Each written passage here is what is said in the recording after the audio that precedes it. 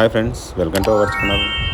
LED బల్బ్ను ఎలా repair చేయాలో తెలుసుకోవాలంటే ఈ వీడియో కంప్లీట్గా చూడండి. ఇది వచ్చేసి 9 వాట్ ఎల్ఈడి బల్బ్. చూడొచ్చు, మీరు బల్బ్ అయితే వెలగట్లేదు.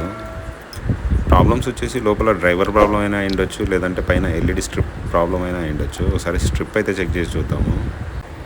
ఈ ఎల్ఈడి బల్బులు వచ్చేసి సిరీస్ కనెక్షన్లో కనెక్ట్ చేసి ఉంటారు. ఒకటి ఫీజు పోతే మిగతావన్నీ వెలగవు. సో అది ఫైండ్ అవుట్ చేస్తే సరిపోతుంది.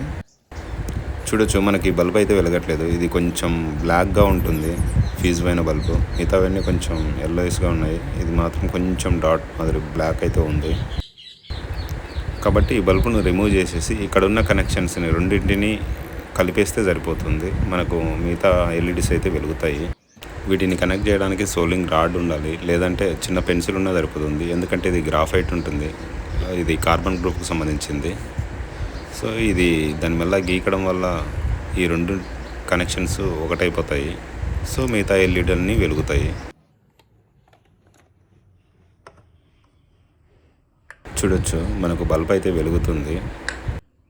మేజర్గా ఎల్ఈడి బల్బులు వెలగకపోవడానికి కారణం డ్రైవర్ ప్రాబ్లం, లేదంటే ఎల్ఈడి స్ట్రిప్ ప్రాబ్లం. డ్రైవర్లో అయితే ఒక కెపాసిటర్ పోతుంది. ఎల్ఈడి స్ట్రిప్ అయితే ఒక ఎల్ఈడి ఏదో ఒకటి ఫీజు పోవడం వల్ల మిగతావన్నీ వెలగవు. సో ఫైండ్ అవుట్ చేయడం చాలా ఈజీనే.